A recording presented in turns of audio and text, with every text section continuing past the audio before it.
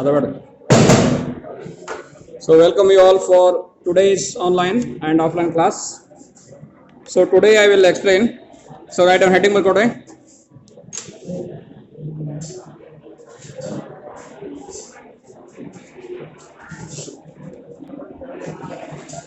Mother word hai, don't talk. Types of supply.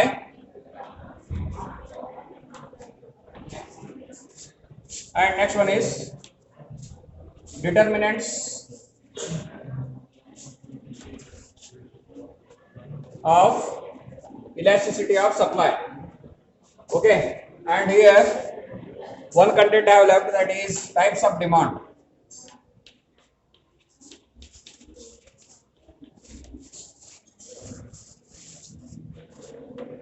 Okay, so after this I will start a fresh chapter, that is chapter 4, production and cost analysis. Note down note on the points. So today you are going to learn here types of supply and what are the determinants of elasticity of supply. ಪೂರೈಕೆಯ ಪ್ರಕಾರಗಳು ಒಂದನೇದ್ದು, ಆಮೇಲೆ ಎರಡನೇದ್ದು ಪೂರೈಕೆಯ ಸ್ಥಿತಿಸ್ಥಾಪಕತ್ವದ ನಿರ್ಧಾರಕಗಳು. ಪೂರೈಕೆಯ ಸ್ಥಿತಿಸ್ಥಾಪಕತ್ವದ ನಿರ್ಧಾರಕಗಳು. Okay, and next I have left that one content, types of demand, ಅಂದ್ರೆ ಬೇಡಿಕೆ ಪ್ರಕಾರಗಳನ್ನು ಹೇಳಿದ್ರಲ್ಲ ಅವಾಗ. So that I will also explain. And after this I will start the fresh chapter, that is production and cost analysis. ಅಧ್ಯಾಯ 4 ಉತ್ಪಾದನೆ ಮತ್ತು ವೆಚ್ಚದ ವಿಶ್ಲೇಷಣೆ. Okay, see here the types of supply. So here ಮಾತಾಡೋಣ. So here there are two types of supply. The first one is known as joint supply, and the second one here known as composite supply.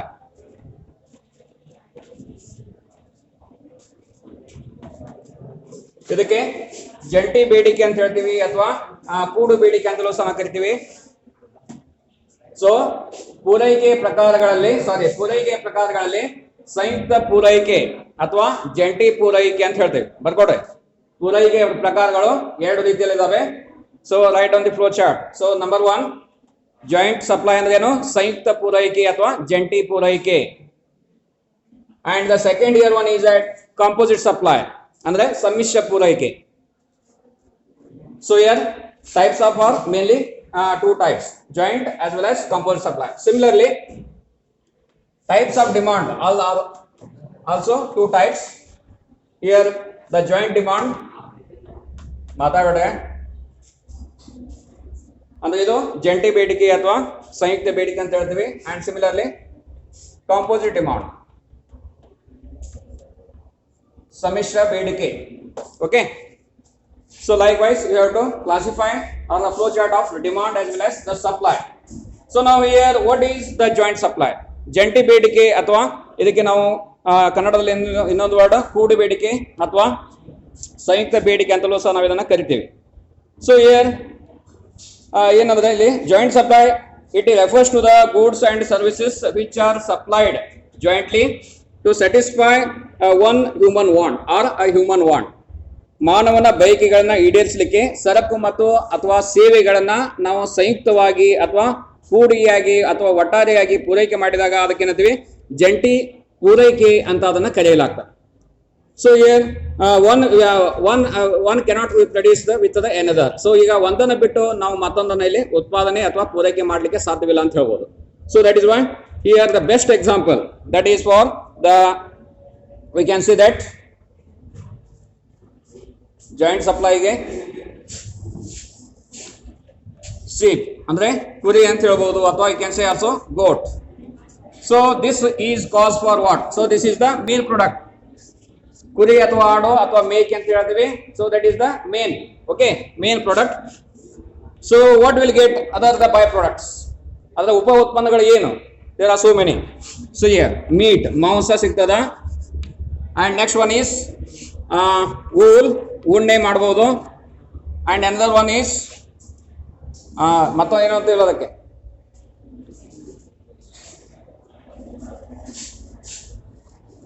So skin, okay, ಚರ್ಮ. So that is also used. Okay, see here so when we supply the main product ಮಾತಾಡಲಿ, ಈಗ main ಏನಿದೆ ಒಂದು seep ಇದೆ ಅಥವಾ ಗೋಟ್ ಇದೆ ಅಥವಾ ಆಡು ಅಥವಾ ಮೇಕೆ ಅಥವಾ ಕುರಿ ಅಂತ ಹೇಳ್ತೀವಿ. ಸೊ ಕುರಿ ಇದು ಒಂದು ಮುಖ್ಯವಾದಂತಹ ಒಂದು ಸರಕು, ಹೌದಿಲ್ಲ, ಇದೊಂದು ಮುಖ್ಯವಾದ ಸರಕು. So this is the main good. So from this good we can supply other byproducts by using. So this is the main product and these are the byproducts of sheep, ಹೌದಿಲ್ಲ.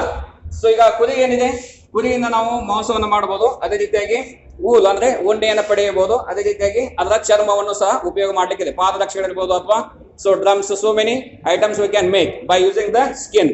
ಓಕೆ, ಸೊ ಈ ರೀತಿಯಾಗಿ so we can call it as joint supply. So this satisfy a human want by using one main product with the another by products.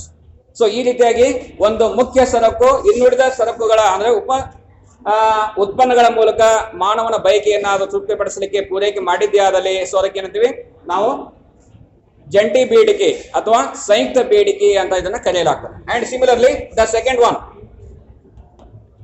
So ಇಲ್ಲಿ composite supply ಅಥವಾ ಇದಕ್ಕೆ ಅಂತೀವಿ ಸಮ್ಮಿಶ್ರ ಪೂರೈಕೆ ಅಂತ ಹೇಳ್ತೀವಿ. So this we can also explain with the help of diagram.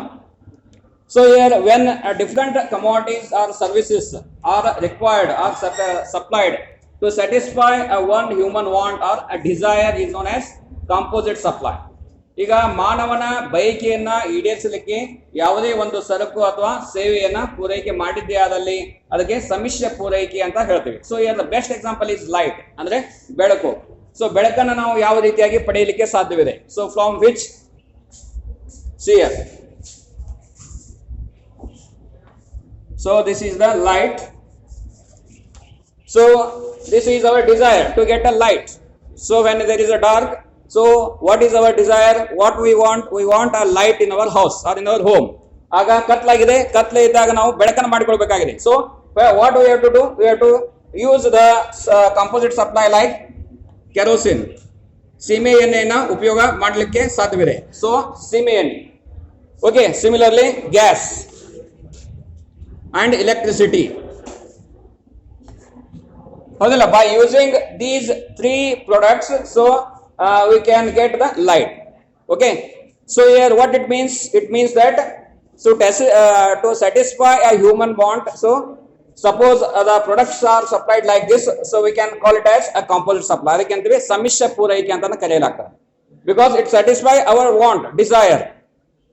ಕತ್ಲೆ ಇದ್ದಾಗ ಏನ್ ಮಾಡ್ತೀವಿ?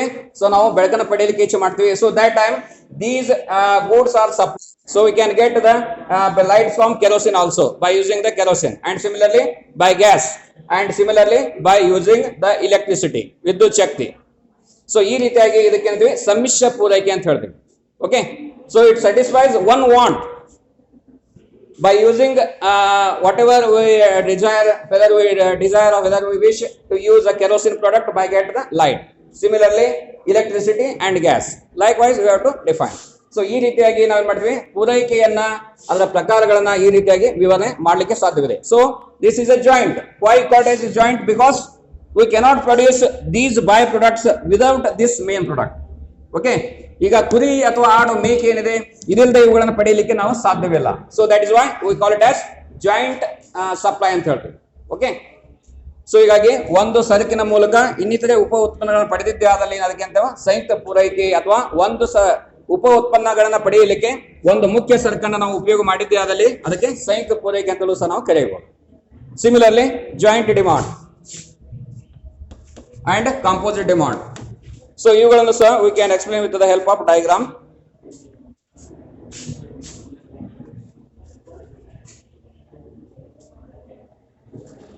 ಸೊ ಈಗ ಕೆಲವು ಬಯಕೆಗಳನ್ನ ಈಡೇರಿಸಿಕೊಳ್ಳಲಿಕ್ಕೆ ಅಥವಾ ತೃಪ್ತಿಪಡಿಸಿಕೊಳ್ಳಲಿಕ್ಕೆ ಒಂದಕ್ಕಿಂತ ಹೆಚ್ಚು ವಸ್ತುಗಳನ್ನ ನಾವು ಕೂಡಿಯಾಗಿಯೇ ಪಡೆಯಬೇಕಾಗ್ತದೆ. So that satisfies our want. So ಈಗ ನೋಡಬಹುದು, so when we satisfy our desire to get a coffee or tea, so what are the required items to prepare a tea or a coffee? So we required what? Sugar irbodu, coffee pudi irbodu ಅಥವಾ ಚಹಾ ಪುಡಿ irbodu, and also we required a hall and a milk, and also we required a water. So these are the products which we want to demand. So for preparing a tea, ಚಹಾವನ್ನ ಮಾಡಬೇಕಾದ್ರೆ ನಮಗೆ ಈ ರೀತಿಯ ಒಂದು ಸರಕುಗಳು ಬೇಕಾಗ್ತವ.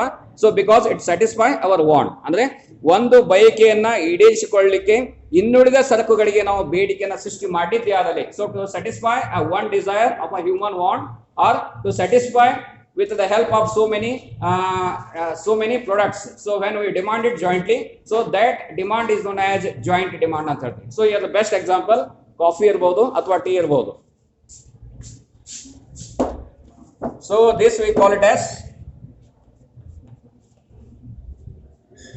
sugar, sakkare, milk, and next one is coffee powder and also water. Okay, so this is our demand. Okay, so these are the products so which is required to satisfy this demand. ಅಂದ್ರೆ ಈ ಬೇಡಿಕೆಯನ್ನು ಈಡೇರಿಸಿಕೊಳ್ಳಲಿಕ್ಕೆ ಈ ಒಂದು ಸರಕುಗಳಿಗೆ ನಾವು ಬೇಡಿಕೆಯನ್ನು ಸಲ್ಲಿಸ್ತೇವೆ ಅಂತ ಹೇಳ್ಬೋದು. So to satisfy one want or human want, so if we required for other jointly products, so that time we call it as joint demand ಅಂತ ಹೇಳ್ತೀವಿ. ಅದಕ್ಕೆ ಒಂದು ಕೂಡು ಬೇಡಿಕೆ ಅಂತ ನಾವು ಹೇಳ್ತೀವಿ. ಅಂದ್ರೆ ಕೆಲವೊಂದು ಬಯಕೆಗಳು ಇನ್ನಿತರೆ ಸರಕುಗಳ ಮೇಲೆ ಅವಲಂಬಿತವಾಗಿರ್ತವೆ. ಸೊ ಆ ರೀತಿಯ ಸರಕುಗಳಿಗೆ ನಾವು ಬೇಡಿಕೆಯನ್ನು ಸಲ್ಲಿಸಿದ್ದೇ ಆದಲ್ಲಿ ಅದಕ್ಕೆ ಕೂಡು ಬೇಡಿಕೆ ಅಂತ ಹೇಳ್ತೀವಿ. And next one is composite demand. So ಸಮ್ಮಿಶ್ರ ಈ ಒಂದು ಬೇಡಿಕೆ ಅಂತ ಹೇಳ್ತೀವಿ. ಸೊ ಈಗ ಕೆಲವೊಂದು ವಸ್ತುಗಳನ್ನ ಒಂದಕ್ಕಿಂತ ಹೆಚ್ಚು ಉದ್ದೇಶಗಳಿಗಾಗಿ ನಾವು ಉಪಯೋಗಿಸಲಿಕ್ಕೆ ಸಾಧ್ಯವಿದೆ ಅಂತ ಹೇಳ್ಬೋದು. See here, so here the composite demand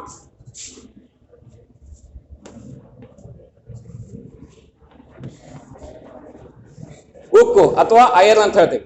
so why we call it as a composite demand? So we can use composite demand for to prepare utensils ಇರಬಹುದು, ಪಾತ್ರೆಗಳನ್ನ ತಯಾರು ಮಾಡ್ಲಿಕ್ಕೆ ಇರಬಹುದು, and so many other types of machines ಇರಬಹುದು, and also equipments.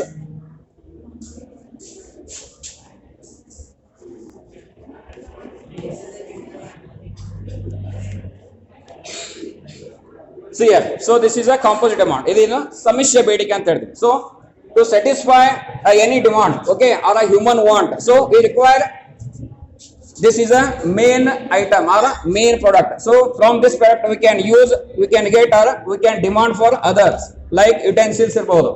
So ಈ ಒಂದು ಸರಕಿನಿಂದ ಏನ್ ಮಾಡ್ತೀವಿ, ಪಾತ್ರೆಗಳನ್ನ ಪಡೆಯಲಿಕ್ಕೆ ಸಾಧ್ಯವಿದೆ. And also we can get ಯಂತ್ರಗಳನ್ನ ತಯಾರಿಸಲಿಕ್ಕೆ ಸಾಧ್ಯವಿದೆ. So we have to demand and also for equipments.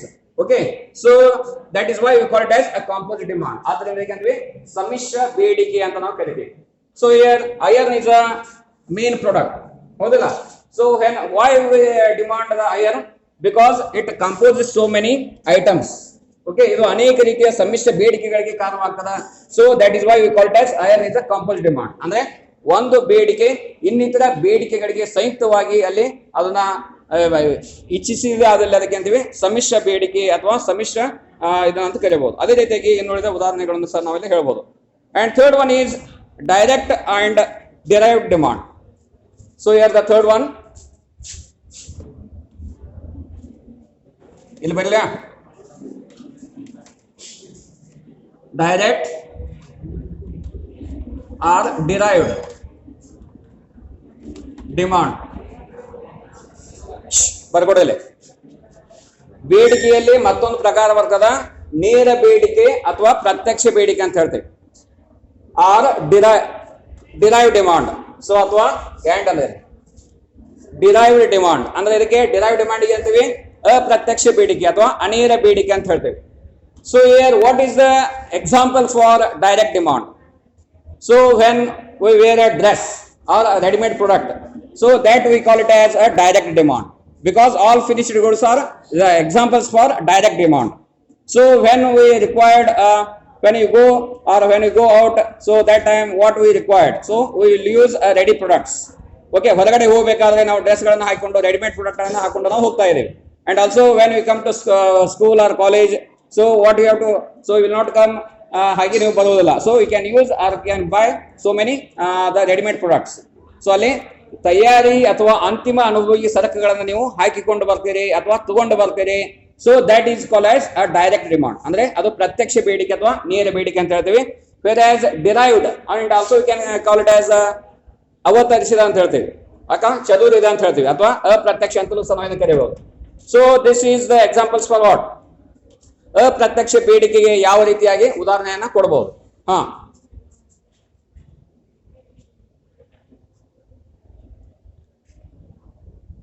ಹೇಳ್ರಿ, what are the examples for derived demand?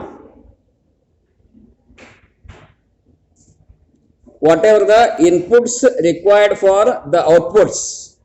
Okay, so that are the best examples for derived demand ಅಥವಾ ಅಪ್ರತ್ಯಕ್ಷ ಬೇಡಿಕೆಗಳು ಅಂತ ಹೇಳ್ತೀವಿ. Okay, ಈಗ ಒಂದು readymade ಸರಕು ಆಗಬೇಕಾದ್ರೆ, ಸಿದ್ಧಪಡಿಸಿದ ಸರಕು ಆಗಬೇಕಾದ್ರೆ, what are the inputs required? So that inputs, that whatever the demand for that inputs we call it as derived demand.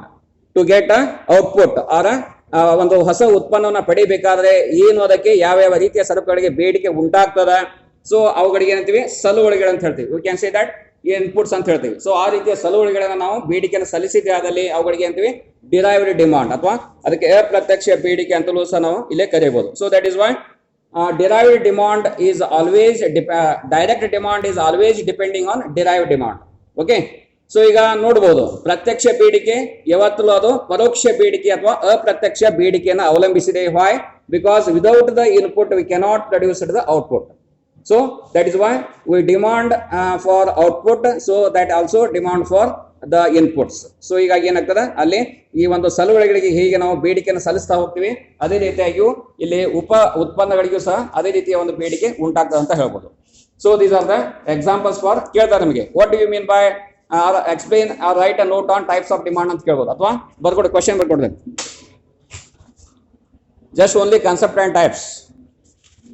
Define demand, explain its types. Demand, define types of demand ಅಂದ್ರೆ define types of demand, explain.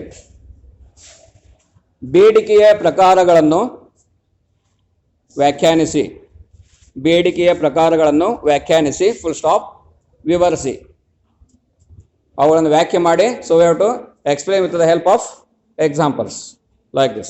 So diagram is very very necessary. Big even 2 mark question bandagu sa you have to keltara. Even sometimes may ask define composite demand. Barkoda adon,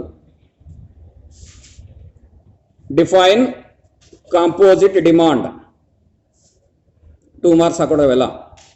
Next question barkoda, what is the difference between joint demand and composite demand? What is the difference between joint demand and composite demand? ಕನ್ನಡದ ಬರ್ಕೊಡಿ.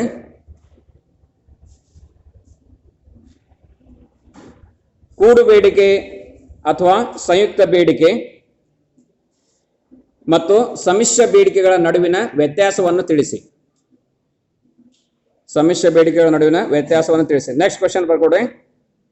What is direct demand and indirect demand? What is direct demand and indirect demand?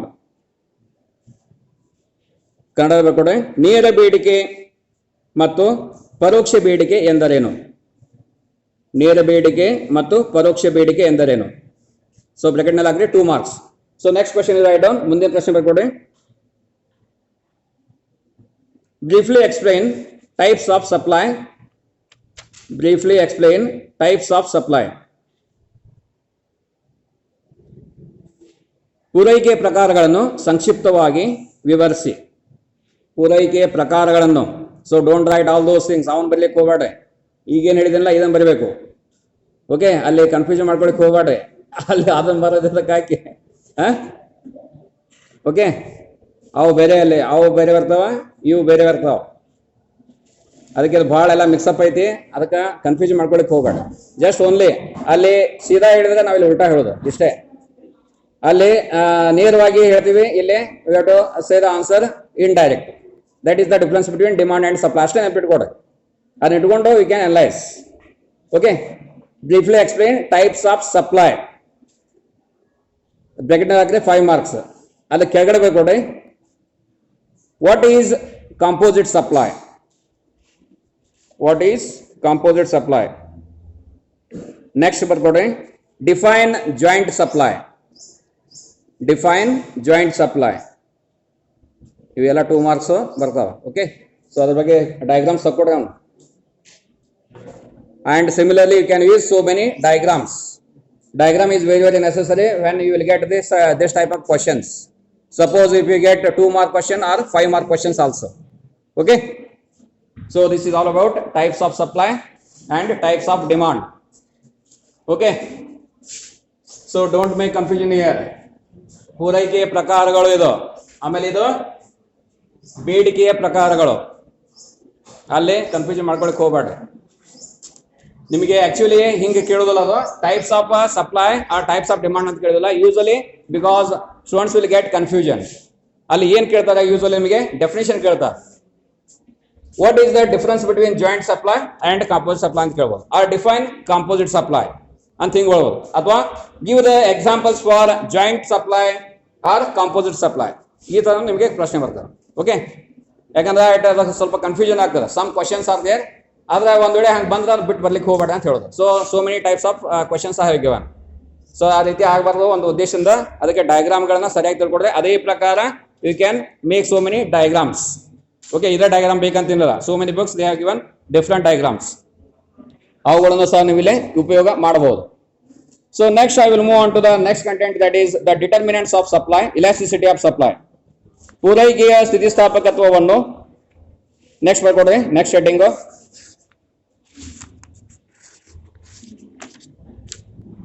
ಪೂರೈಕೆಯ ಸ್ಥಿತಿಸ್ಥಾಪಕತ್ವವನ್ನು ನಿರ್ಧರಿಸುವ ಸಂಗತಿಗಳು.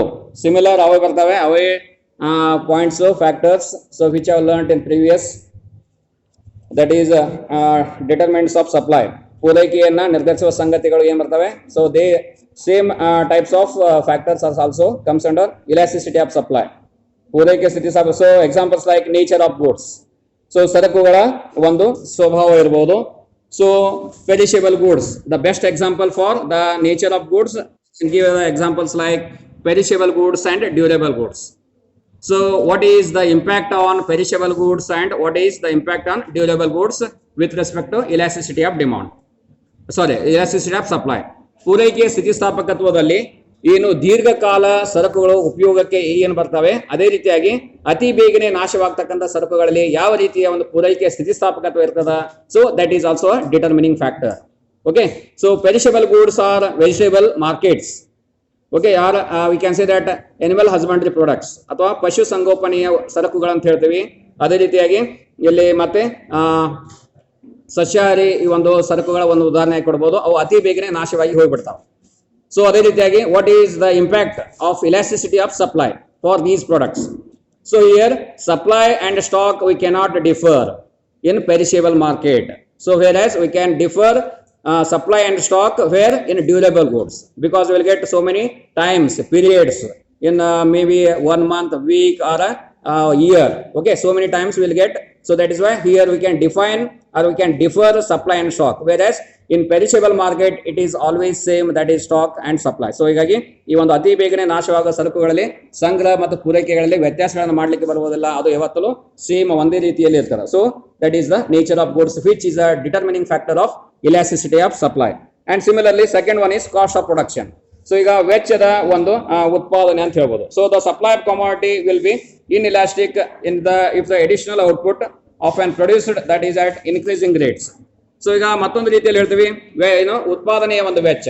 So when the cost of production will be more, when ಯಾವಾಗ ಉತ್ಪಾದನಾ ವೆಚ್ಚ ಹೆಚ್ಚಿಗೆ ಆಗ್ತದ, ಉತ್ಪಾದನಾ ವೆಚ್ಚ when will it become more,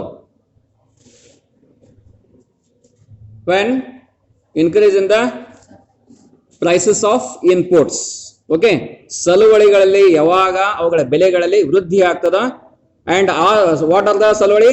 So here the inputs are nothing but the factors of production. Increase in the factors of production leads to increase in the cost of production.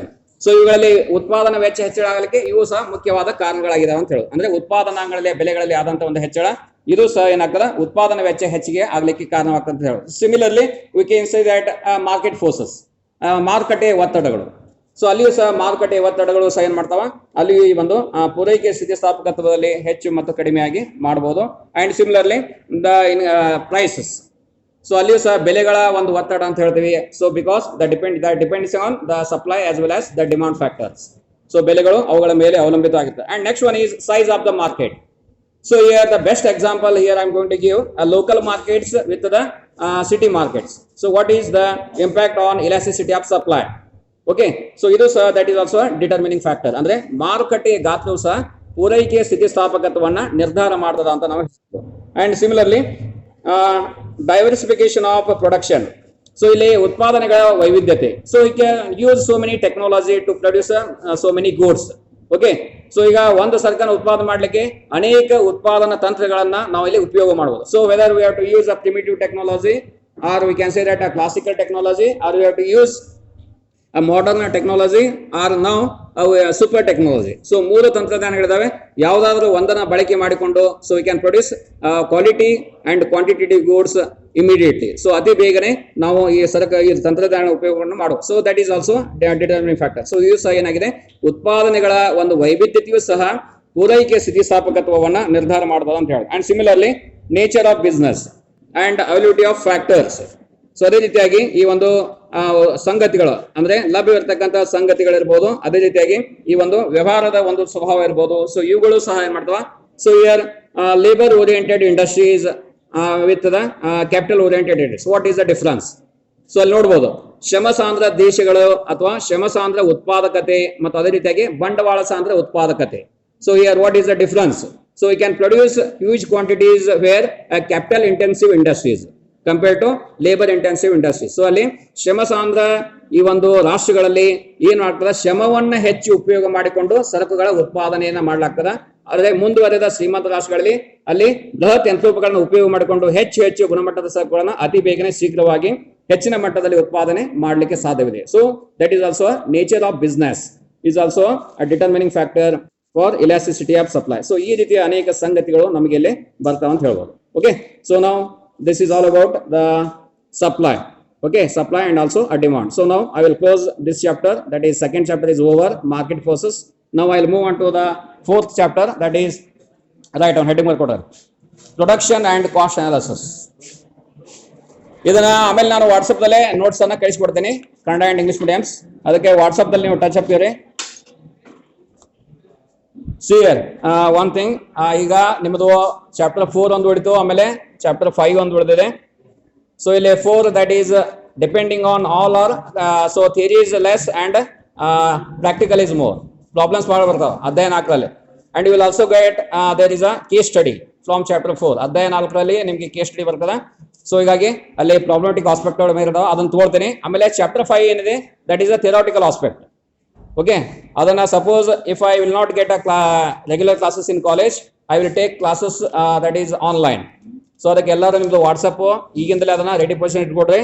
ಮತ್ತೆ ಇನ್ನೊಂದು 4G ಅದನ್ನ ಇರುವ ಹಾಗೆ handset ಉಪಯೋಗ ಮಾಡ್ಕೊಡ್ರಿ. And also 4G ಇದನ್ನ internet ಅನ್ನು use ಮಾಡ್ರಿ.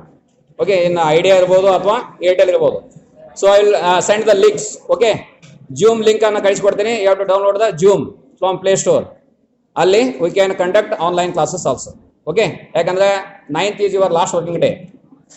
15ರಿಂದ ಎಕ್ಸಾಮ್ಗಳು ಸ್ಟಾರ್ಟ್ ಆಗ್ತವೆ, ಅದ್ರ ಸಲುವಾಗಿ ಹೇಳೋದು. So in between Sunday I will engage online class. Okay, Sunday ನಾ ತಗೊಳ್ತೀನಿ ಆನ್ಲೈನ್ ಕ್ಲಾಸ್ ಅಂತ ತಗೊಳ್ತೀನಿ. ಸೊ ಅಲ್ಲಿ ಏನ್ ಮಾಡೋಣ, ರೆಗ್ಯುಲರ್ ಕ್ಲಾಸಲ್ಲಿ I will explain that briefly. ಮನೆಯಲ್ಲಿ ಅದನ್ನ ಎಲ್ಲರೂ ಮನೆಯೊಳಗೆ present time I will send the links, ಯಾವಾಗ ಅದು ಅಟೆಂಡ್ ಆಗ್ಬೇಕಂತ ಹೇಳ್ತೀನಿ Sunday. Okay, so I will take at least 2 hours, 2 ತಾಸವರೆಗೆ ತಗೊಳ್ತೀನಿ. In between I will give break up 1 hour ಆದ್ಮೇಲೆ ಬ್ರೇಕಪ್ ಕೊಡ್ತೀನಿ. ಅಂಡ್ ನೆಕ್ಸ್ಟ್ ಯಾವ್ದಾದ್ರು ಸ್ವಲ್ಪ ಒಂದು 30 minutes or 1 hour ಆದ್ಮೇಲೆ ಬ್ರೇಕಪ್ ಕೊಟ್ಟು next class I will engage. Because there is no time to complete your. ಯಾಕಂದ್ರೆ ನನಗೆ ಇದು ಕೊಟ್ಟಿದ್ದು ಯಾವಾಗ, January I have taken this. ಜನವರಿ ಸಿಕ್ಕಿದೆ, 2 ತಿಂಗಳಲ್ಲಿ ಎಲ್ಲ ಮುಗಿಬೇಕಲ್ಲ. ಓಕೆ, ಸೊ ನಾವು write down the heading. So ಮಾತಾಡಬೇಡ್ರಿ.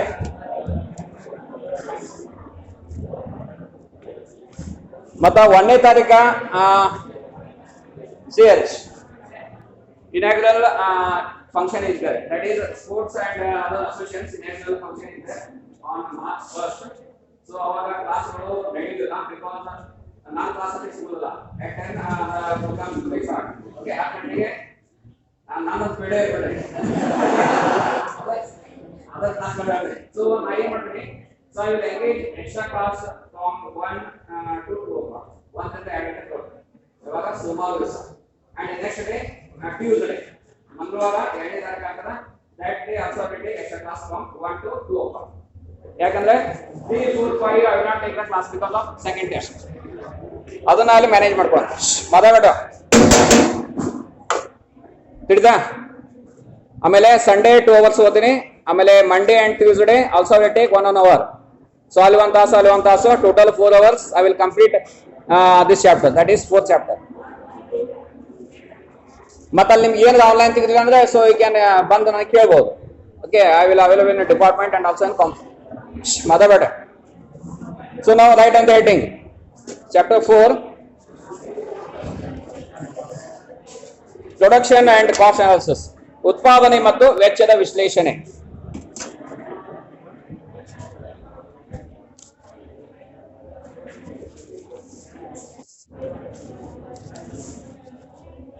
ಮುಂದುವರಿಯೋದಕ್ಕಿಂತ ಮುಂಚೆ if you have any doubt with regards to chapter 1, 2 and 3, if you have any doubt you can ask. ಏನಾದ್ರೂ ತಿಳಿದಿಲ್ಲ ಅಂದ್ರೆ ಕೇಳಬಹುದು. ಅಧ್ಯಾಯ 4ಕ್ಕೆ ಮುಂದುವರಿಯೋದಕ್ಕಿಂತ ಮುಂಚೆ so whatever the notes is there already I have scent, that is chapter 2 and 3. So some content ಕಳಿಸಿಲ್ಲ, so I will send it in WhatsApp group. Kannada and English medium notes ಅನ್ನು ಕಳಿಸ್ಕೊಡ್ತೀನಿ. ಸೊ ಅಲ್ಲಿ ನೀವು refer ಮಾಡ್ಕೊಡಿ. Okay, ಹಾ, ಏನಾದ್ರೂ ತಿಳಿದ್ರೆ ಕೇಳ್ರಿ. 1, 2, 3 before start this 4th chapter.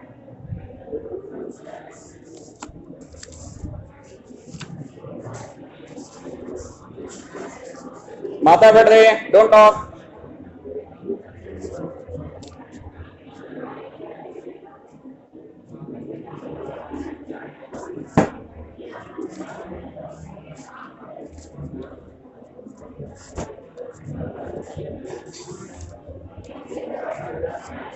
Okay, I think you don't have any doubts.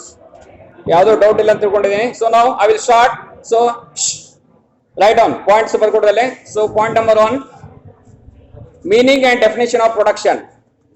Meaning and definition of production. So ಅಲ್ಲಿ point number 1 introduction. First introduction, meaning and definition of production. ಉತ್ಪಾದನೆಯ ಪರಿಚಯ, ಅರ್ಥ ವಿವರಣೆ ಮತ್ತು ವ್ಯಾಖ್ಯೆಗಳು. And second point production function, ಉತ್ಪಾದನೆಯ ಅನುಸರಣೆ ಅಥವಾ ಉತ್ಪಾದನೆಯ ಬಿಂಬಕ ಅಥವಾ ಕಾರ್ಯ. ಕೇಳ್ತಾರೆ, ಯಾವುದೇ ವರ್ಡ್ ಅನ್ನು ಯೂಸ್ ಮಾಡಬಹುದು ಕನ್ನಡದಲ್ಲಿ. ಉತ್ಪಾದನೆಯ ಅನುಸರಣೆ ಅಥವಾ ಬಿಂಬಕ ಅಥವಾ ಕಾರ್ಯ ಅಂದ್ರೆ ಉತ್ಪಾದನೆಯ ಅನುಸರಣೆ ಅಂದ್ರೆ ಒಂದೇ, ಉತ್ಪಾದನೆಯ ಬಿಂಬಕ ಅಂದ್ರೆ ಒಂದೇ, ಉತ್ಪಾದನೆಯ ಕಾರ್ಯ ಅಂದ್ರೂ ಸಹ ಒಂದೇ. Okay, so now I will start with the points. Introduction. Okay, so what do you know about the introduction? What is the background of production? ಉತ್ಪಾದನೆ ಬಗ್ಗೆ ಒಂದು ಪರಿಚಯ ಅಥವಾ ಹಿನ್ನೆಲೆಯನ್ನ ನೀವು ಯಾವ ರೀತಿಯಾಗಿ ಹೇಳಬಹುದು? Yes. So why we need a production? ಯಾಕೆ ನಮಗೆ ಉತ್ಪಾದನೆ ಬೇಕಾಗಿದೆ? Because human life depending on so many goods and services, because to satisfy our so many unlimited wants or desires, because human wants are unlimited. Suppose when we satisfy one want, so automatically we create another wants. Okay, why like this? ಯಾಕೆ ಈ ರೀತಿ ಆಗ್ತಿದೆ? ಉತ್ಪಾದನೆ ಏಕೆ ನಾವು ಯಾಕೆ ಒಂದು ಹಿನ್ನೆಲೆಯಲ್ಲಿ ಇದನ್ನ ಯಾಕೆ ಈ ರೀತಿಯಾಗಿ ಹೇಳ್ತೀವಿ? ಎಸ್, ನಾವು ಗಿವನ್ ದ ಹಿಂಟ್. ಈಗ ನಿಮಗೆ ಅದರ ಒಂದು ಹಿನ್ನೆಲೆಗೆ ಒಂದು ಇದನ್ನ ಕೊಟ್ನಿ, ಅಂಶ ಕೊಟ್ನಿ. ವೈ, ಯಾಕೆ?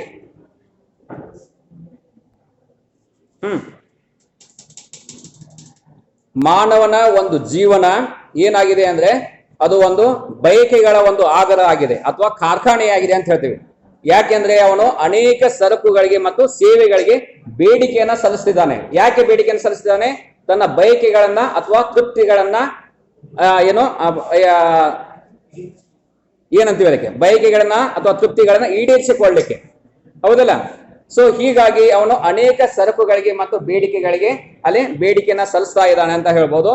ಸೊ ಹೀಗಾಗಿ ಒಂದು ಬಯಕೆಯನ್ನ ಈಡೇರಿಸಿಕೊಂಡ ಮೇಲೆ ಮತ್ತೊಂದು ಬಯಕೆ ಅಲ್ಲಿ ಸ್ವಯಂ ಚಾಲಿತವಾಗಿ ಹುಟ್ಟಿಕೊಳ್ತಾರೆ. ಈಗ ಇವತ್ತ ಜೀನ್ಸ್ ಹಾಕೊಂಡು ಬಂದವನು ನಾಳೆ ಏನ್ ಹಾಕೋಬಹುದು, ಏನ್ ಬೇಕಾದ್ರೂ ಹಾಕೊಂಡ್ಬರ್ಬೋದು. We cannot say like that because that depending on his demand with the help of his want. Okay, so ಅವನ ಬೇಡಿಕೆ ಯಾವುದ್ರ ಮೇಲೆ ಅವಲಂಬಿತವಾಗಿದೆ, ಅವನ ಇಚ್ಛೆ, ಅವನ ಬಯಕೆ ಮೇಲೆ ಅವಲಂಬಿತವಾಗಿದೆ. ಓಕೆ, ಸೊ ಈ ರೀತಿಯಾಗಿ ನಾವು ಇಲ್ಲೇ ಹೇಳ್ಬೋದು. So that is Y this is the main idea of the production.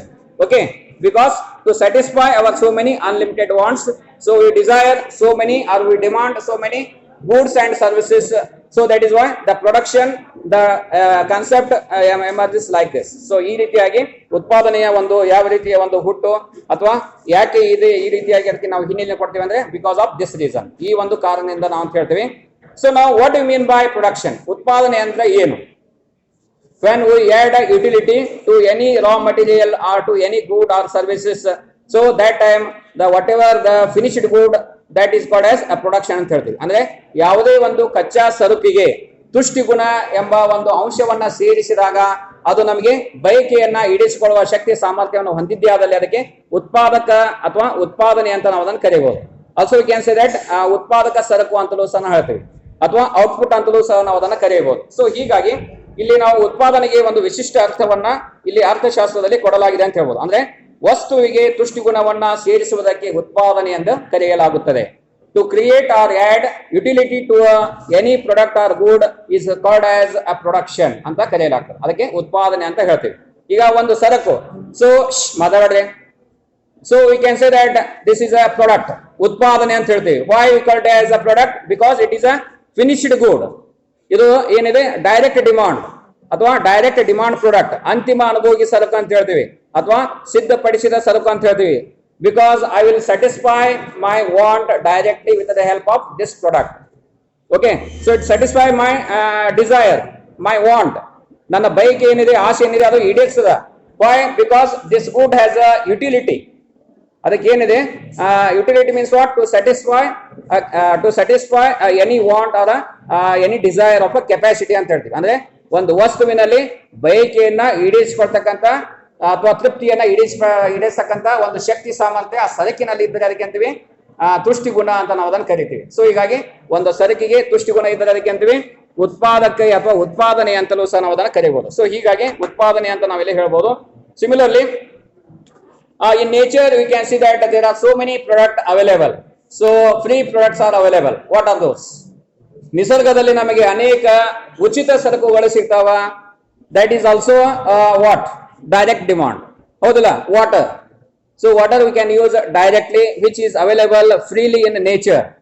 ನಿಸರ್ಗದಲ್ಲಿ ನೀರು ನಮಗೆ ಉಚಿತವಾಗಿ ಸಿಗ್ತದ. And also we can get so many lights, ಬೆಳಕನ್ನು ಸಹ ನಾವು ಉಚಿತವಾಗಿ ಪಡಿತೀವಿ. We cannot give any money to the lights.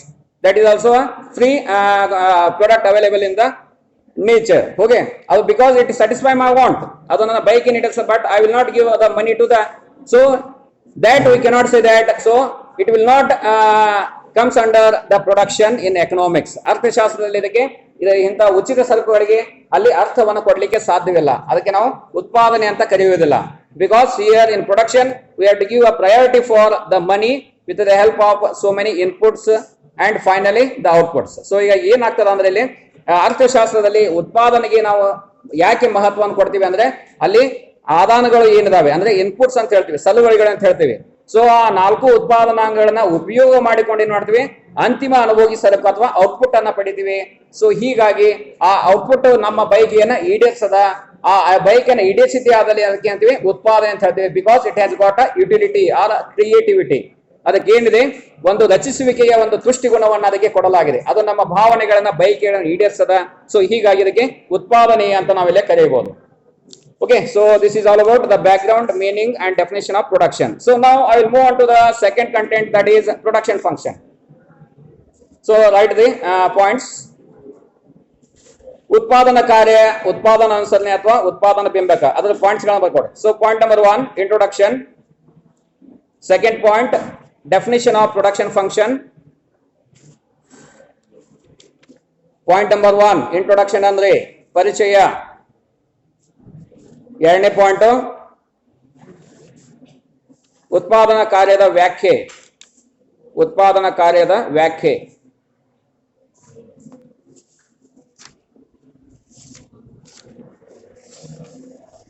And next point, explanation with example. ಉದಾಹರಣೆಯ ಮೂಲಕ ವಿವರಣೆ. ಉದಾಹರಣೆಯ ಮೂಲಕ ವಿವರಣೆ. ನೆಕ್ಸ್ಟ್ ಅಸಂಪ್ಷನ್ಸ್, ಕಲ್ಪನೆಗಳು ಅಥವಾ ಊಹೆಗಳು. ಲಾಸ್ಟ್ ಪಾಯಿಂಟ್ ಕನ್ಕ್ಲೂಷನ್, ಉಪಸಂಹಾರ ಅಥವಾ ಮುಕ್ತಾಯ. Okay, these are the points. Suppose if will get, ಬರ್ಕೊಡ್ರಿ ಅಲ್ಲಿ ಕ್ವಶನ್ ಅದ್ರ ಮೇಲೆ ಬರ್ಕೊಡ್ರಿ, ಅಲ್ಲಿ ಕ್ವಶನ್ ಬರ್ಕೊಡ್ರಿ. ಡಿಫೈನ್ ಪ್ರೊಡಕ್ಷನ್, ಉತ್ಪಾದನೆಯನ್ನು ವ್ಯಾಖ್ಯಾನಿಸಿ. ಬ್ರಾಕೆಟ್ನಲ್ಲಿ ಹಾಕ್ರಿ 2 marks.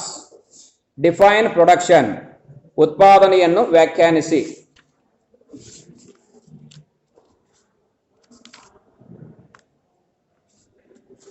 Okay, so next question ಬರ್ಕೊಡ್ರಿ. ಬ್ರೀಫ್ಲಿ ಎಕ್ಸ್ಪ್ಲೈನ್ ಪ್ರೊಡಕ್ಷನ್ ಫಂಕ್ಷನ್, ಉತ್ಪಾದನಾ ಕಾರ್ಯ ಅಥವಾ ಬಿಂಬಕ ಅಥವಾ ಅನುಸರಣೆಯನ್ನು ಸಂಕ್ಷಿಪ್ತವಾಗಿ ವಿವರಿಸಿ. ಬ್ರಾಕೆಟ್ನಲ್ಲಿ ಹಾಕ್ರಿ 5 marks. ಸಮಟೈಮ್ಸ್ 15 marks ಸಹ ಬರಬಹುದು. So usually will get 5 marks here. ಉತ್ಪಾದನಾ ಕಾರ್ಯ ಅಥವಾ ಉತ್ಪಾದನಾ ಅನುಸರಣೆ ಅಥವಾ ಉತ್ಪಾದನಾ ಬಿಂಬಕವನ್ನು ಸಂಕ್ಷಿಪ್ತವಾಗಿ ವಿವರಿಸಿ. Briefly explain production function. Okay, ಬ್ರಾಕೆಟ್ನಲ್ಲಿ ಹಾಕ್ರಿ 5 marks. So write down the points ಅಂತ ಹೇಳಿದೀನಿ ಈಗಾಗಲೇ, ಅದೇ ಪ್ರಕಾರ ನೀವು ಬರಿಬೇಕು 5 ಅಂಕಗಳ ಪ್ರಶ್ನೆ ಬಂದಾಗ. ಸೊ ನಾವು I will start with the points. So here the point number 1, introduction point. So here the production function that expresses in the way of technological and engineering relationship between physical input and physical output of a firm for any given period of time. So ಇಲ್ಲಿ ಒಂದು ಉತ್ಪಾದನಾ ಕಾರ್ಯ ಅಥವಾ ಉತ್ಪಾದನಾ ಅನುಸರಣೆ ಅಥವಾ ಉತ್ಪಾದನಾ ಬಿಂಬಕವನ್ನ ಒಂದು ತಾಂತ್ರಿಕತೆ ಮತ್ತು ಅಭಿಯಾಂತ್ರಿಕತೆಯ ಒಂದು ಸಂಬಂಧಗಳ ಒಂದು ಆಧಾರವಾಗಿಟ್ಟುಕೊಂಡು ಭೌತಿಕ ಸಲುವಳಿಗಳು ಮತ್ತು ಅದೇ ರೀತಿಯಾಗಿ ಭೌತಿಕ ಪ್ರಧಾನಗಳ ನಡುವೆ ಇರತಕ್ಕಂತ ಒಂದು ನಿರ್ದಿಷ್ಟಪಡಿಸಿದ ಅವಧಿಯಲ್ಲಿ ಯಾವ ರೀತಿಯ ಸಂಬಂಧವನ್ನ ಹೊಂದಿದಾವೆ ಅನ್ನುವುದನ್ನ ಈ ಒಂದು ಉತ್ಪಾದನಾ ಕಾರ್ಯದ ಮೂಲಕ ನಾವು ತಿಳ್ಕೊಳ್ಳಿಕ್ಕೆ ಸಾಧ್ಯವಿದೆ ಅಂತ ಹೇಳ್ಬೋದು. ಸೊ ನಾವು here the term that is technological and engineering.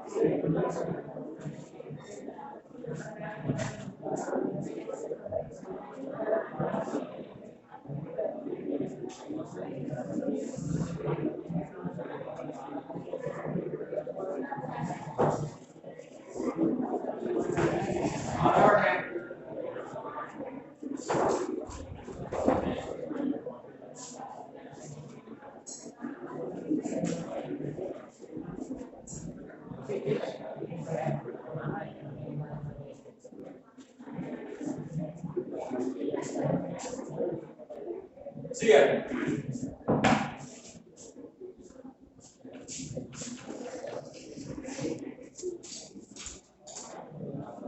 So here production function, ಉತ್ಪಾದನಾ ಕಾರ್ಯ ಅಥವಾ ಉತ್ಪಾದನಾ ಅನುಸರಣೆಯ ಒಂದು ಪರಿಚಯವನ್ನು ಹೇಳ್ತಾ ಇದ್ದೀನಿ. ಸೊ ನಾವು I am explaining the introduction part of production function. So production function it expresses technological aspects with the help of engineering aspects which leads to physical inputs and finally gives rise to physical output. So what it expresses? It expresses the relationship between physical input with the physical output. So without the input we cannot get the physical output. ಅಂದ್ರೆ ಇಲ್ಲಿ ಉತ್ಪಾದನಾ ಕಾರ್ಯ ತಾಂತ್ರಿಕತೆಯ ಸಂಗತಿಗಳು ಮತ್ತು ಅದೇ ರೀತಿಯಾಗಿ ಅಭಿಯಾಂತ್ರಿಕ ಸಂಗತಿಗಳನ್ನ ಒಳಗೊಂಡಂತಹ ಏನು ಈ ಒಂದು ಭೌತಿಕ ಸಲುವಳಿಗಳು ಮತ್ತು ಭೌತಿಕ ಈ ಒಂದು ಉತ್ಪನ್ನಗಳೊಂದಿಗೆ ಸಂಬಂಧವನ್ನ ವ್ಯಕ್ತಪಡಿಸತಕ್ಕಂತಹ ಒಂದು ನಿರ್ದಿಷ್ಟ ಅವಧಿಯಲ್ಲಿ ಸಂಬಂಧವನ್ನು ವ್ಯಕ್ತಪಡಿಸತಕ್ಕಂತ ಒಂದು ಕಾರ್ಯವಾಗಿದೆ ಅಂತ ಹೇಳ್ತೀವಿ. So here why we call it as why we call it as a period, specific period, because goods are produced in a specific period of time by using a physical inputs. With the help of physical inputs so we can produce a physical output. ಹೌದಲ್ಲ? So ಹೀಗಾಗಿ ಇಲ್ಲಿ ಏನಾಗ್ತದ, ಉತ್ಪಾದನಾ ಕಾರ್ಯ ತಾಂತ್ರಿಕತೆಯ ಸಂಗತಿಗಳು ಮತ್ತು ಅಭಿಯಾಂತ್ರಿಕ ಸಂಗತಿಗಳನ್ನ ಒಳಗೊಂಡಂತಹ ಭೌತಿಕ ಸಲುವಳಿಗಳು ಮತ್ತು ಅದೇ ರೀತಿಯಾಗಿ ಭೌತಿಕ ಈ ಒಂದು ಉತ್ಪನ್ನಗಳನ್ನ ಪಡೆಯಲಿಕ್ಕೆ ನಡುವಿನ ಒಂದು ಸಂಬಂಧವನ್ನ ವ್ಯಕ್ತಪಡಿಸುವುದು ಅಂತ ನಾವಿಲ್ಲಿ ಅದನ್ನ ಹೇಳ್ಬೋದು. ಸೊ ಹೀಗಾಗಿ ಈ ಒಂದು ಉತ್ಪಾದನಾ ಕಾರ್ಯವು ವಿಶೇಷವಾಗಿ ಇಲ್ಲಿ ಯಾವುದರ ನಡುವಿನ ಸಂಬಂಧವನ್ನ ಇದು ವ್ಯಕ್ತಪಡಿಸದ. ಭೌತಿಕ ಸಲುವಳಿಗಳಂತ ಹೇಳ್ತೀವಿ, ಅಂದ್ರೆ ಇನ್ಪುಟ್ಸ್ ಮತ್ತು ಅದೇ ರೀತಿಯಾಗಿ ಭೌತಿಕ ಫಿಸಿಕಲ್ ಔಟ್ಪುಟ್ಸ್, ಅಂದ್ರೆ ಭೌತಿಕ ಪ್ರಧಾನಗಳು ಅಥವಾ ಉತ್ಪನ್ನಗಳು ಅಥವಾ ನೇರ ಸರಕುಗಳು ಅಂತ ನಾವು ಹೇಳ್ಬೋದು. ಸೊ ಈ ರೀತಿಯಾಗಿ production is a process in which physical inputs are transferred to physical output. ಆದ್ದರಿಂದ ಉತ್ಪಾದನೆಯ ಒಂದು ವಿಧಾನವು ಮುಖ್ಯವಾಗಿ ಭೌತಿಕ ಸಲುವಳಿಗಳು ಮತ್ತು ಅದೇ ರೀತಿಯಾಗಿ ಈ ಒಂದು ಭೌತಿಕ ಉತ್ಪನ್ನಗಳ ನಡುವಿನ ಒಂದು ಸಂಬಂಧಗಳನ್ನ ವ್ಯಕ್ತಪಡಿಸುವುದೇ ಆಗಿದೆ ಅಂತ ನಾವು ಹೇಳ್ಬೋದು. ಸೊ ನಾವು we can explain the production function with the help of equation. So here production function we can explain this with the help of equation. Q is equal to function of a comma b comma c comma d dash dash n. See here, Q is equal to function of a comma b comma c comma d dash dash n. See here, Q means what? How do you define Q? So Q here is a quantity. So quantity is nothing but here a final product or output. So output comprises what? Output comprises the function of factors of production A, B, C, D and so many other things. Okay, so in a specific period of time. So that explains a production function. ಆದ್ದರಿಂದ ಒಂದು ನಿರ್ದಿಷ್ಟಪಡಿಸಿದ ಅವಧಿಯಲ್ಲಿ ಒಂದು ಸಲುವಳಿ ಅಥವಾ ಒಂದು ಉತ್ಪಾದನೆಯಾಗಬೇಕಾದ್ರೆ ಅದು ಉತ್ಪಾದನಾಂಗಗಳನ್ನ ಉಪಯೋಗ ಮಾಡಿಕೊಳ್ತಕ್ಕಂಥ ಒಂದು ಕಾರ್ಯವನ್ನ ಅವುಗಳ ನಡುವಿನ ಸಂಬಂಧವನ್ನ ವ್ಯಕ್ತಪಡಿಸುವುದಕ್ಕೆ ಉತ್ಪಾದನಾ ಕಾರ್ಯ ಅಂತ ಹೇಳ್ತೀವಿ. ಸೊ ಈಗ what are the physical goods here? ಭೌತಿಕ ಸರಕುಗಳು ಯಾವುವು? So here A, B, C, D are the physical inputs. We can say that the physical goods. Okay. So here A, for example, like land, mother, and B is like a labor, shama anta helteve, and C is like a capital, bandaval anta helteve, and D is like a organization ಅಥವಾ ಸಂಘಟನೆ ಅಂತ ಹೇಳಿ. And so many knowledge, technology and so many things comes there. ಮುಂದೆ ಹಂಗೆ ಅದು ಇವುಗಳ 4 ಅದರಿಂದ ಮಾತ್ರ ಉತ್ಪಾದನೆ ಆಗುವುದಿಲ್ಲ. ಈ ಉತ್ಪಾದನಾ ಜೊತೆಗೆ ಇನ್ನುಳಿದೇ ನಮಗೆ ಬೇಕಾಗ್ತದ, ಜ್ಞಾನ ಬೇಕಾಗ್ತದ, ಕೌಶಲ್ಯತೆ ಬೇಕಾಗ್ತದ, ಸ್ಪೆಷಲೈಸೇಷನ್ ಬೇಕಾಗ್ತದ and so many other things required to produce one good. ಒಂದು ಸರಕನ್ನ ಉತ್ಪಾದನೆ ಮಾಡಬೇಕಾದ್ರೆ ಈ ರೀತಿಯ ಒಂದು ಉತ್ಪಾದನಾಂಗಗಳ ಒಂದು ಅವಶ್ಯಕತೆ ನಮಗೆ ಕಂಡು ಬರ್ತದ. So that is Y a specific period of, ಅಂದ್ರೆ ವಿಶಿಷ್ಟವಾದಂತಹ ಒಂದು ಅವಧಿಯಲ್ಲಿ, ನಿರ್ದಿಷ್ಟಪಡಿಸಿದ ಒಂದು ಅವಧಿಯಲ್ಲಿ ಭೌತಿಕ ಸಲುವಳಿಗಳು ಮತ್ತು ಭೌತಿಕ ಪ್ರಧಾನಗಳ ನಡುವಿನ ಒಂದು ಸಂಬಂಧಗಳನ್ನ ವ್ಯಕ್ತಪಡಿಸುವುದೇ ಉತ್ಪಾದನಾ ಕಾರ್ಯವಾಗಿದೆ ಅಂತ ಅದನ್ನ ಹೇಳ್ಬೋದು. So here Q stands for what? Q stands for quantity or output. ಇಲ್ಲಿ Q ಏನನ್ನ ವ್ಯಕ್ತಪಡಿಸ್ತದ? ಉತ್ಪನ್ನವನ್ನ ವ್ಯಕ್ತಪಡಿಸ್ತದ ಅಥವಾ ಆ ಒಂದು ಅಂತಿಮ ಅನುಭೋಗಿ ಸರಕನ್ನ ಅದು ವ್ಯಕ್ತಪಡಿಸ್ತದ ಅಂತ ಹೇಳ್ಬೋದು. And similarly A, B, C, D dash dash n, so that represents the inputs used for production. ಉತ್ಪಾದನೆಯಲ್ಲಿ ಉತ್ಪಾದನೆಗೊಳ್ತಕ್ಕಂತಹ ಅವು ಕಚ್ಚಾ ಸರಕುಗಳನ್ನ ವ್ಯಕ್ತಪಡಿಸ್ತಾವ ಅಥವಾ ಉತ್ಪಾದನಾಂಗಗಳನ್ನ ವ್ಯಕ್ತಪಡಿಸ್ತಾವ. Okay, we cannot get the direct product without the raw material. ಕಚ್ಚಾ ಸರಕಿಲ್ಲದೆ ನಾವು ಉತ್ಪಾದನಾಂಗವನ್ನ ಅಥವಾ ಉತ್ಪಾದನಾಂಗವಿಲ್ಲದೆ ಅಥವಾ ಕಚ್ಚಾ ಸರಕಿಲ್ಲದೆ ನಾವು ಅಲ್ಲಿ ಸರಕನ್ನ ಉತ್ಪಾದನೆ ಮಾಡ್ಲಿಕ್ಕೆ ಅಥವಾ ಅಂತಿಮ ಉತ್ಪನ್ನವನ್ನು ಪಡೆಯಲಿಕ್ಕೆ ಸಾಧ್ಯವಿಲ್ಲ ಅಂತ ನಾವು ಹೇಳ್ಬೋದು. ಸೊ ಹೀಗಾಗಿ whatever the time is used for the production, so that is we have to mention that. So ಹೀಗಾಗಿ ಅಲ್ಲಿ ನಿರ್ದಿಷ್ಟಪಡಿಸಿದ ಒಂದು ಸಮಯದಲ್ಲಿ ನಾವೇನ್ ಮಾಡ್ತೀವಿ, ನಾವು ಸರಕುಗಳನ್ನ ಅಲ್ಲಿ ಈ ರೀತಿಯ ಸಲುವಳಿಗಳನ್ನ ಉಪಯೋಗ ಮಾಡಿಕೊಂಡು ಉತ್ಪಾದನೆ ಮಾಡಿದ್ದೇ ಆದಲ್ಲಿ ಅದಕ್ಕೆ ಉತ್ಪಾದನೆ ಅನುಸರಣೆ ಅಥವಾ ಉತ್ಪಾದನಾ ಬಿಂಬಕ ಅಂತ ಅದನ್ನ ಕರೆಯಲಾಗ್ತದೆ ಅಂತ ಹೇಳ್ಬೋದು. ಸೊ ನಾವು quantity of inputs or factors of production here you have to use it. So when we have to express the production function. So ಇಲ್ಲಿ ನಾವು ಏನ್ ಮಾಡ್ಬೇಕಾಗ್ತದೆ ಅಂದ್ರೆ ಭೌತಿಕ ಪ್ರಧಾನಗಳು ಅಥವಾ ಸಲುವಳಿಗಳು ಏನಿದಾವೆ, ಅದೇ ರೀತಿಯಾಗಿ ಯಾವ ರೀತಿಯ ಉತ್ಪಾದನಾಂಗಗಳನ್ನ ನಾವಲ್ಲಿ ಉಪಯೋಗ ಮಾಡ್ತಾ ಇದೀವಿ. And next one is relative prices of factors of production. ಅದೇ ರೀತಿಯಾಗಿ ಉತ್ಪಾದನಾಂಗಗಳ ನಡುವೆ ಇರ್ತಕ್ಕಂಥ ಒಂದು ಬೆಲೆಯ ಸಂಬಂಧಗಳು ಏನಿದೆ. ಸೊ ಉತ್ಪಾದನಾ ಹೆಂಗೆ it's not available freely. Okay, so if suppose if this good has 10 rupees of cost, what are the other factors of production? What are the prices of factors of production? 10 ರೂಪಾಯಿ ಇದ್ದಾಗ ಉತ್ಪಾದನಾಂಗಗಳ ಮೌಲ್ಯ ಎಷ್ಟಿದೆ? So that we have to calculate. Okay, so ಈ ರೀತಿಯಾಗಿ ಅಂದ್ರೆ that's I am telling the how to assume the production function. ಉತ್ಪಾದನೆ ಅಂದ್ರೆ ಹಂಗೆ ಆಗುದಿಲ್ಲ, ಎಲ್ಲರೂ ಉತ್ಪಾದನೆ ಮಾಡ್ತಾರೆ. That is different from this type. ಉತ್ಪಾದನೆ ಎಲ್ಲರಿಗೂ ಮಾಡ್ಲಿಕ್ಕೆ ಬರ್ತದ ಅಂತ ಹೇಳ್ಬೋದು ನೀವು, but in economics I am telling. Okay, ಅರ್ಥಶಾಸ್ತ್ರದಲ್ಲಿ ಯಾವ ರೀತಿಯಾಗಿ ಮಾಡ್ಬೋದು ಅನ್ನೋದು ಹೇಳಲಾಗ್ತದೆ. ಸೊ ಈಗ second one is the manner in which the factors are combined. ಈಗ ಉತ್ಪಾದನೆ ಮಾಡಬೇಕಾದ್ರೆ ನಾವು ಹೇಗೆ ಸಲುವಳಿಗಳನ್ನ ಒಂದು ಕಡೆ ಸಂಯೋಜಿಸಬೇಕು. So here who is a combiner or organiser. Fourth factor of factor of production, that is organizer or a owner or a manager is a combiner ಅಂತ ಹೇಳ್ತೀವಿ. ಸೊ ಇವೆಲ್ಲವುಗಳನ್ನ ಏನ್ ಮಾಡ್ತಾನ, ಅಲ್ಲಿ ಉತ್ಪಾದನಾಂಗಗಳನ್ನ ಒಟ್ಟಾರೆ ಒಂದು ಕಡೆ ಸೇರಿಸಿಕೊಂಡು ಅಲ್ಲಿ ಉತ್ಪಾದನೆಯನ್ನ ಅಲ್ಲಿ ತೊಡಗಿಸಿಕೊಳ್ತಾ ಅಂತ ಹೇಳ್ಬೋದು. And next one is state or technical conditions and marginal ability. ಅದೇ ರೀತಿಯಾಗಿ ತಾಂತ್ರಿಕ ಸಂಗತಿಗಳು ಮತ್ತು ಅದೇ ರೀತಿಯಾಗಿ ಅಲ್ಲಿ ಸ್ಥಿತಿಗತಿಗಳಿರ್ಬೋದು ಮತ್ತು ಅವುಗಳ ಒಂದು ಸಾಧ್ಯತೆ. And next one is size of the firm and nature of the organisation.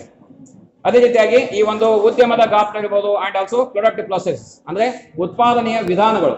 So which types of product process you are using, whether it is a primitive or a modern or a super technology. So ಯಾವ ತಂತ್ರಗಳನ್ನ ನಾವಲ್ಲಿ ಉಪಯೋಗ ಮಾಡ್ತಾ ಇದೀವಿ ಅನ್ನೋದನ್ನ ಇಲ್ಲಿ ಹೇಳ್ಬೋದು. So ನಾವು I will move on to the next point, that is illustration with example.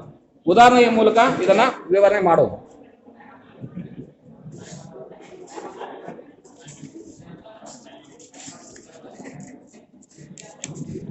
So before to explain the illustration, so here I will move on to the assumption part. Okay, ಅಲ್ಲಿ ನಿಮಗೆ ಕಲ್ಪನೆ ಅಥವಾ ಊಹೆಗಳನ್ನ ತಿಳ್ಕೊಳ್ಳಾರ್ದೆ ಮುಂದುವರಿಯಲಿಕ್ಕೆ ಸಾಧ್ಯವಿಲ್ಲ. See here, the first assumptions here made are, it is concerned with the particular unit of time, that is given period of time, that is a first assumption. Motherword. When there is a law or a function of any production unit or of any human being, motherword.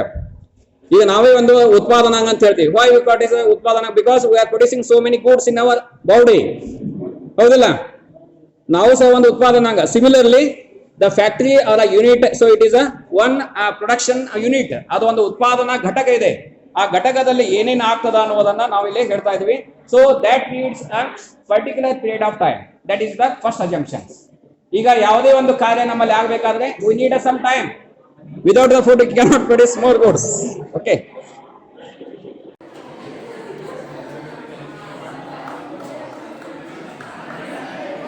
And second assumption, the technical knowledge during the period of remains constant and does not change.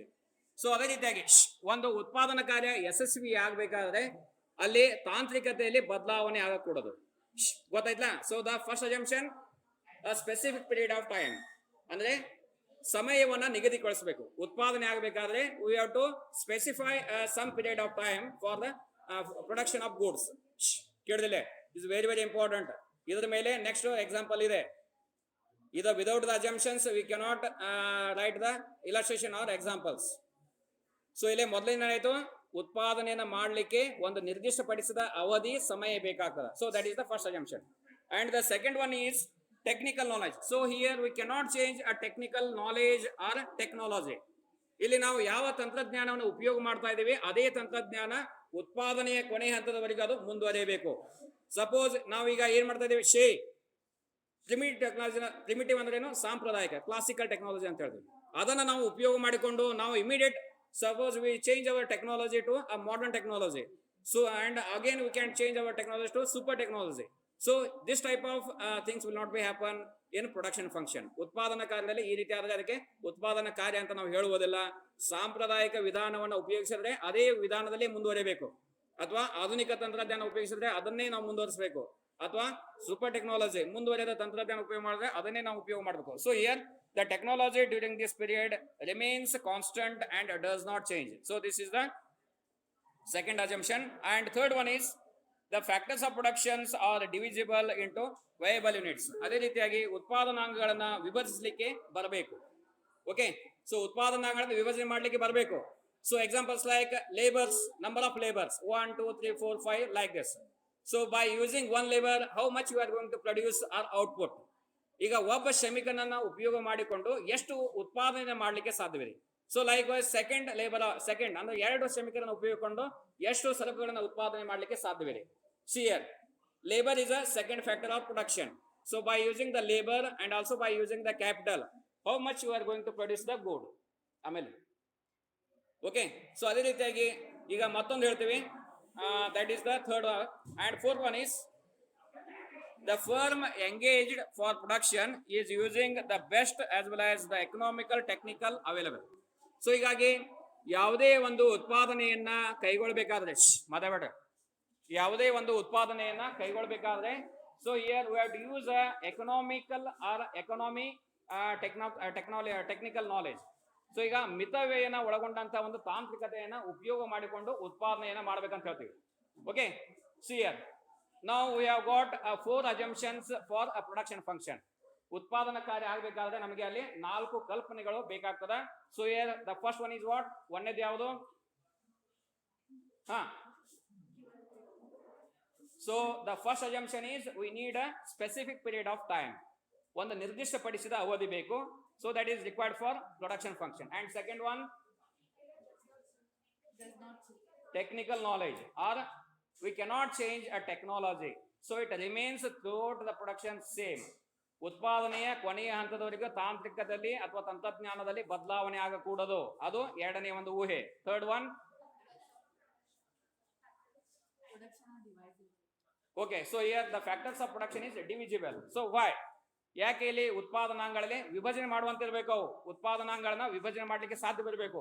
For examples like labour capitals with respect to number of units.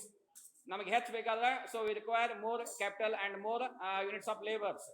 So ಹೀಗಾಗಿ that is factors of production is divisible. So ಹೀಗಾಗಿ ಮೂರನೆಯ ಒಂದು ಊಹೆ ಆಯಿತು. And fourth one, ನಾಲ್ಕನೇದೇನು?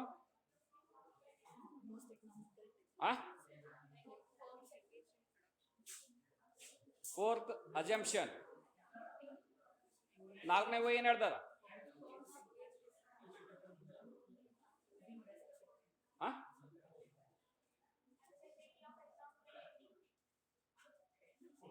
ನಾಲ್ಕನೇದೇನು? ಒಬ್ರು ಅಂತ ಹೇಳಿದ್ರೆ